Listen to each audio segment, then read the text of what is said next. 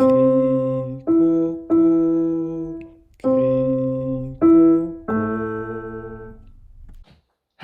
and welcome again to Critical Coffee Considerations. We're here with Francis Peck, called from the cemetery, and Jude Flying Chimney on the top of a mountain. Not quite the Mont Blanc, but quite near. I mean, 2,000 meters now? Yeah, we're at 2,000 meters. And the Mont Blanc is literally around the corner here. Absolutely. So we brought the AeroPress to have a nice coffee here. We have the Honduras home roast. We're going for a cold brew because somebody didn't want to bring hot water. I mean, idiots. Isn't that right? We kind of winged it. You winged it? But cold brew might be nice to reinvigorate us for our way down. So we have here the Rubitech. The first grinder I actually bought a while back. It doesn't quite go as fine. And for a cold brew, you do want to go finer than you would for a V60 or something like that. Not as fine as a regular espresso. Let's say just a little bit more fine than that. Can I just ask you, how did you know how many grams you are grinding there? Well, you know, I'm a pragmatic philosopher, and for espressos, it comes to the 0.1 gram. For anything else, you can wing it. So AeroPress, I will do that volume based. I just fill up my grinder.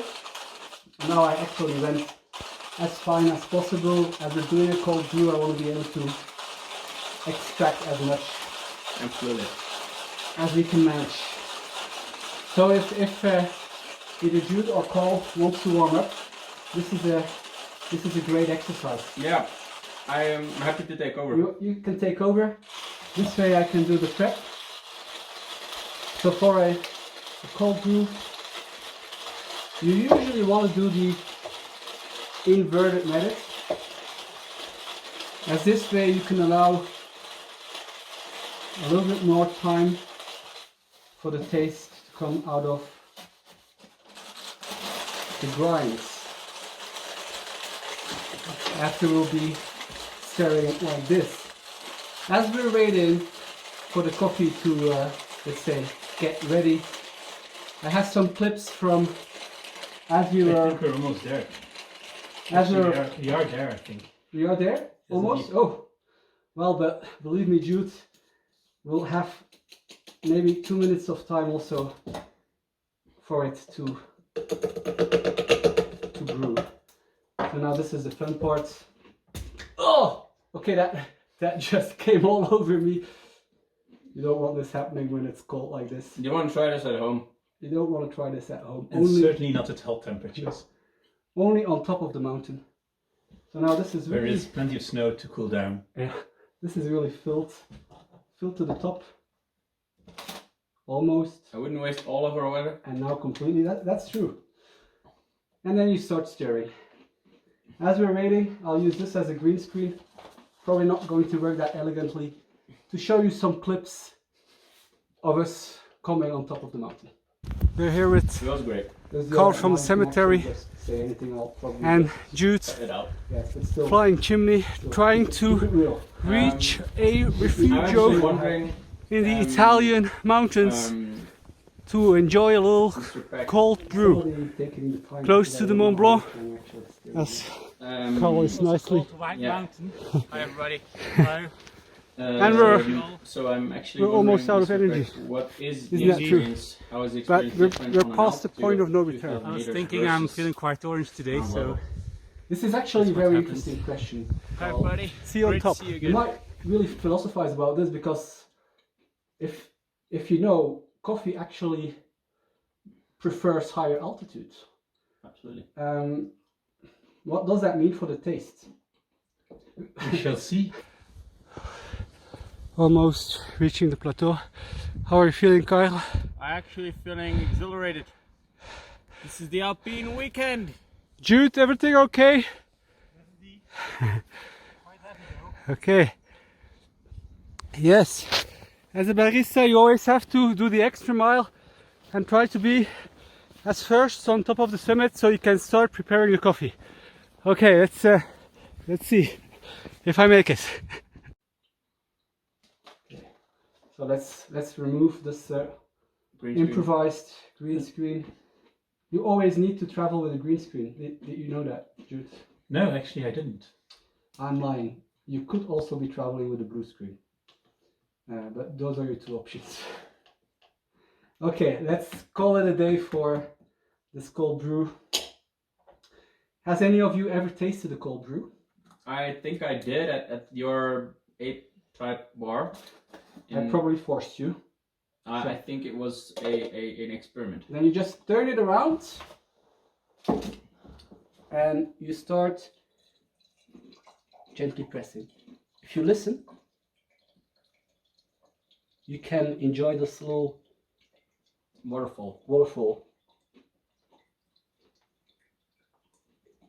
Actually, it does take some pressure.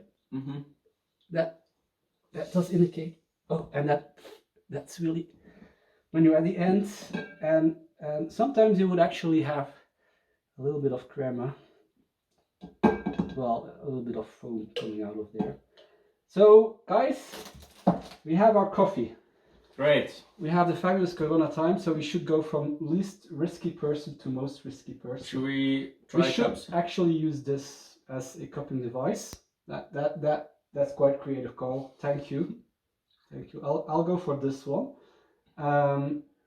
Actually, let's be even more creative. We do have here a multifunctional use. You are in the mountains for a reason. A multifunctional use of the plumber when you come this well prepared to enjoy your coffees. So guys, this is two new experiments, new adventures. And an interesting episode. Very. Thank you. And yeah, you can of course share how this I actually like goes this. down. I actually like this mountain brew. The mountain brew. That's the name. That's how we're going to refer to this. So how is the mountain brew for you? Well, specialists, I must say, you did a fine job. Thank you. Preferred on 3,000 meters, but still, it's still a good The taste. coffee taste is actually very light, which makes it enjoyable. It's an experience we're never going to forget. Maybe not the next episode, but maybe at some point in the future at a higher altitude. See you guys in the next episode. This to the refugio. Now we can have a fresh print and fresh coffee. Let's see how that ends up looking. There we have Carl. Made it. it. And there in the back we have Juice, of course.